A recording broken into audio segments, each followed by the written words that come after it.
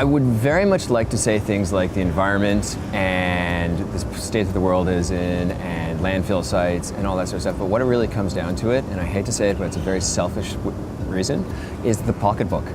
If I have to pay for someone to bring me the food, take the food, cook the food, and do everything for food, and then pay for someone to take it away and throw it in basically a big hole, it's not worth it to me. I can save at least 3 steps there and I can put money back in my pocket.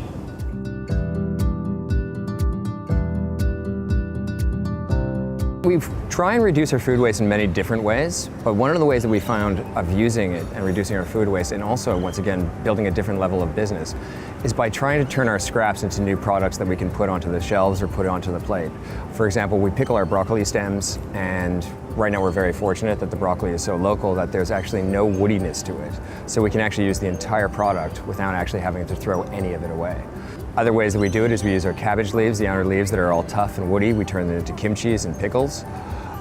We try and basically encourage other people that are growing excess amounts of food in their backyards that would necessarily probably end up in a compost bin to bring it in, and we trade it for various things like coffees and cakes and cookies through the cafe.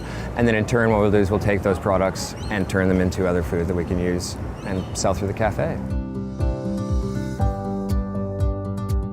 Well, that's actually really kind of a cool thing, is because we were always very conscious about it from the very beginning, and we always tried to reduce our waste, once again, as I said, just to try and maintain a sustainable business.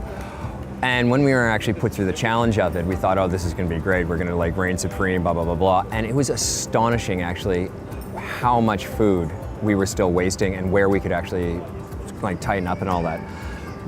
Because you have to separate it, which really isn't that big of a deal. I mean, come on, you set up 3 buckets. It's not a big thing. But once you actually set them up and start going into the process and it becomes a pattern, not only do you notice how much waste you have, but you also notice how much waste you're not putting into a plastic bin.